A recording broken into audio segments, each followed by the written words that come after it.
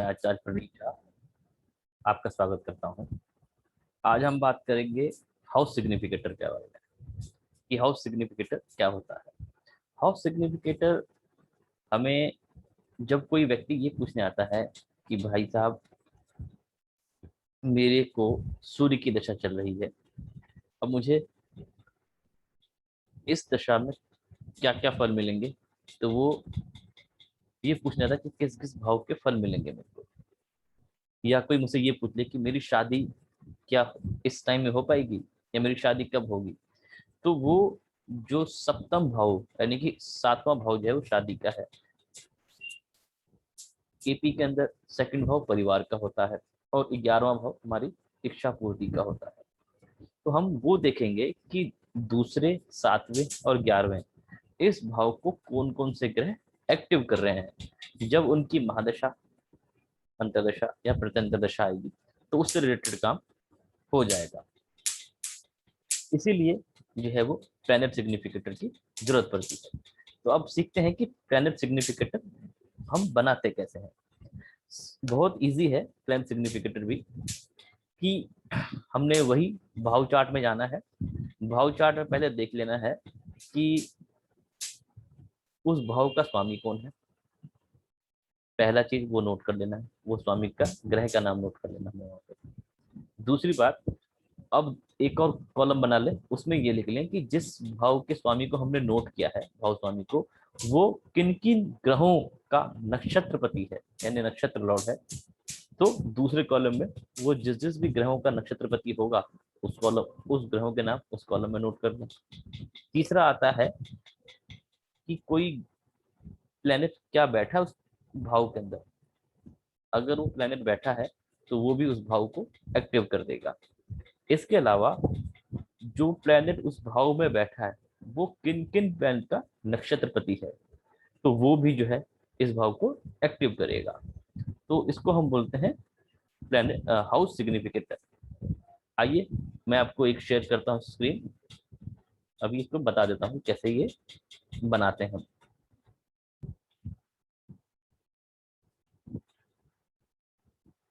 ये मैंने लिख लिए हैं हाउस के नंबर, और जो मैंने पिछली बार कुंडली ली थी आपको पता ही होगा, 1 जून 2021 5:53 नई दिल्ली की कुंडली है ये, मेरे पास खुली हुई है कुंडली। उसमें मैं अब ले लेता हूँ। देखिए यह पहला भाव, पहला भाव का स्वामी कौन सा है, भाव चलित में ये पहला भाव है, तो इसका स्वामी कौन है, मंगल है। तो हम यहाँ पे सबसे पहले लिखेंगे, यहाँ पे भाव का स्वामी तो हम लिखेंगे मार्स।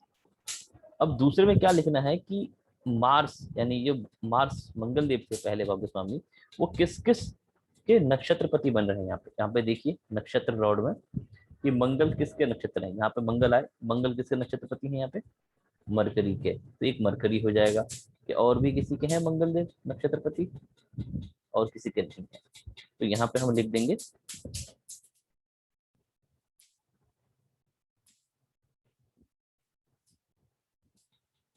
मरकरी। अब पहले भाव में कुछ ग्रह बैठा है क्या, ये देखिए पहले भाव में केतु देव बैठे हैं, तो केतु देव को यहाँ पे लिख लेंगे, यानी कि पहले भाव को केतु देव भी एक्टिव करेंगे। अब क्या केतु देव किसी के नक्षत्रपति बनते हैं, तो वो देखिए आप यहाँ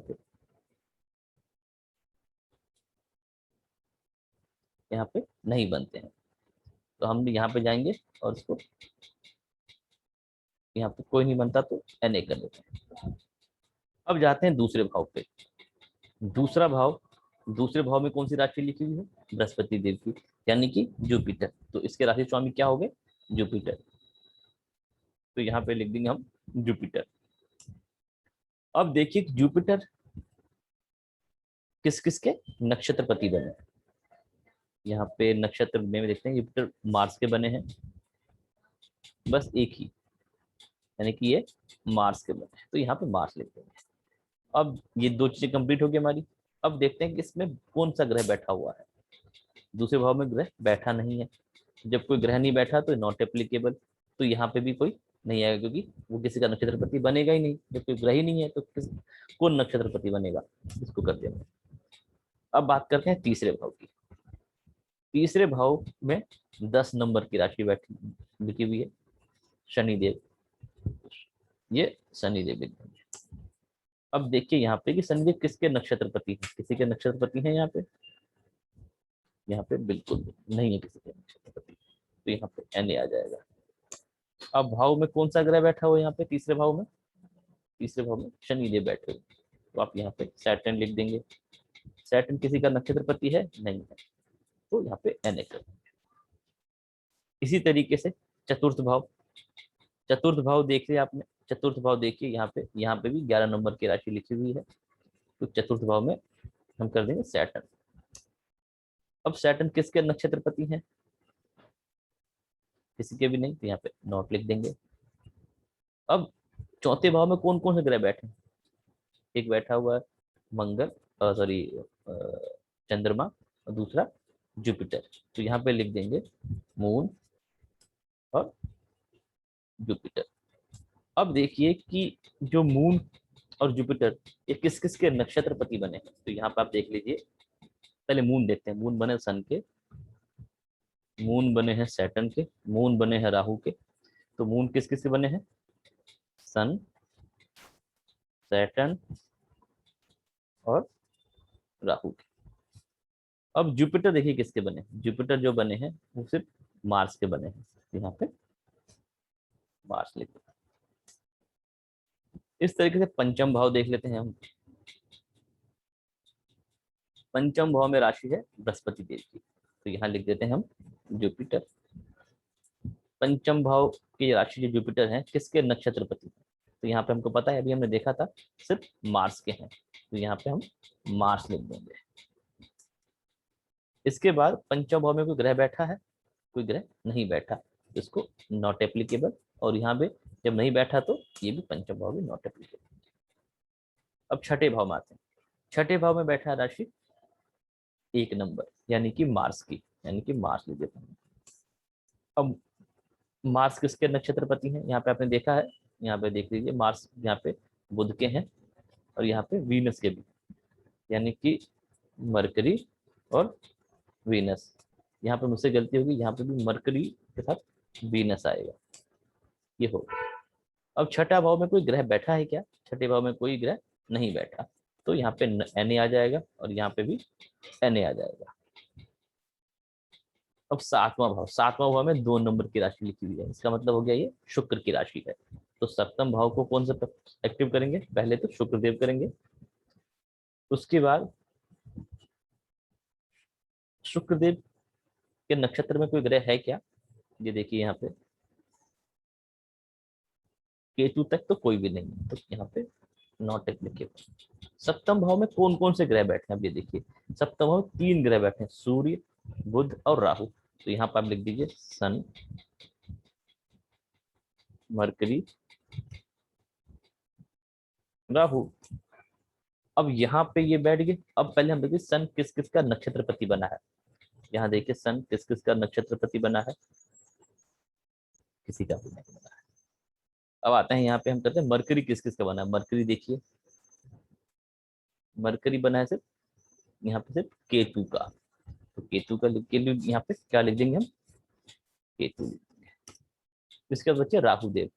राहुदेव बने हैं किसी के नक्षत्रपति? हाँ, मून के हैं, यहाँ पे जुपिटर के हैं, तो यहाँ पे क्या आ जाएगा?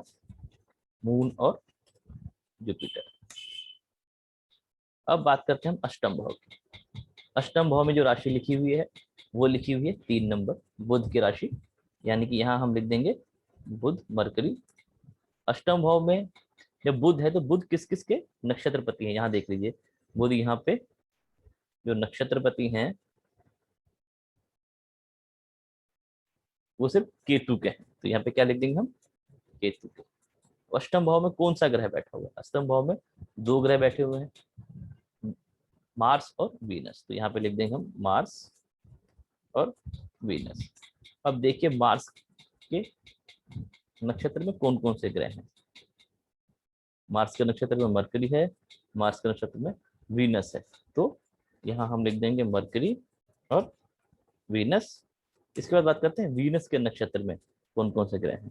वीनस के नक्षत्र में कोई ग्रह है? नहीं है, वीनस के में नहीं है, तो उसको हम यहाँ छोड़ देते हैं। अब हम करते हैं नवम भाव पे। नवम भाव पे लिखी हुई 4 नंबर की राशि, यानी किसको एक्टिव करेंगे? मून।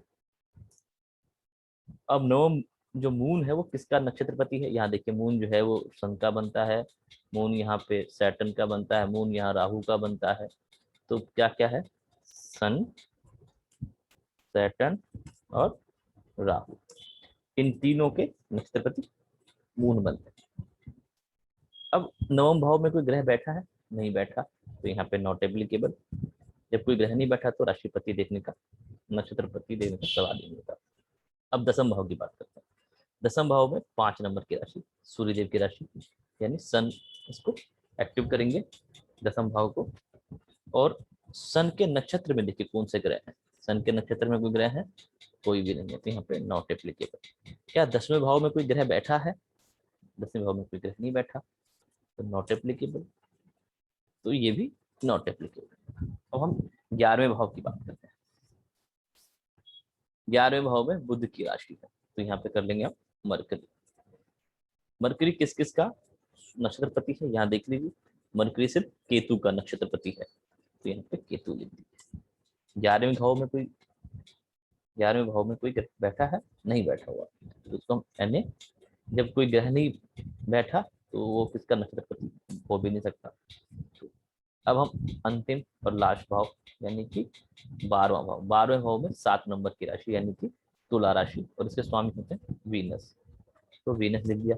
वीनस हमें पता है, देखा हमने, किसी का भी नक्षत्रपति नहीं है, तो एन लिख दिया। इसके बाद हम बात करते हैं 12वें भाव में कोई ग्रह बैठा है क्या? नहीं बैठा, तो उसको भी एन कर देते हैं, और ये लास्ट वाला भी एन कर देते हैं। मैं एक बार दोबारा रिपीट कर देता हूँ आप लोगों को कि सबसे पहले हमने भाव लिख लेने हैं। भाव में जो राशि आ रही है उसका जो स्वामी है सबसे पहले वो उस भाव को एक्टिव करता है। उसके बाद हम देखेंगे कि जो भाव का राशि स्वामी है वो किन किन ग्रहों का नक्षत्र का स्वामी है। अगर वो किसी जिस जिस ग्रहों का नक्षत्र स्वामी है तो उसको हम यहाँ पे लिख लेंगे, वो भी जो है उस भाव को एक्टिव कर देगा। दूसरी कंडीशन ये होती है कि उस भाव के अंदर कोई ग्रह बैठा है क्या? अगर उस भाव में कोई ग्रह बैठा है तो उसका नाम लिख लें। और उसके बाद ये देखें कि जिस जो उस भाव में ग्रह बैठा है वो किस किस का नक्षत्रपति है, वो हम यहाँ लिख लेते हैं। तो ये आपका हाउस सिग्निफिकेटर बन के तैयार हो गया है। आशा करता हूँ कि ये वीडियो आपको पसंद आया होगा। अगर आपको ये पसंद है तो इसको जरूर लाइक, शेयर और सब्सक्राइब करें। धन्यवाद। जय सीताराम।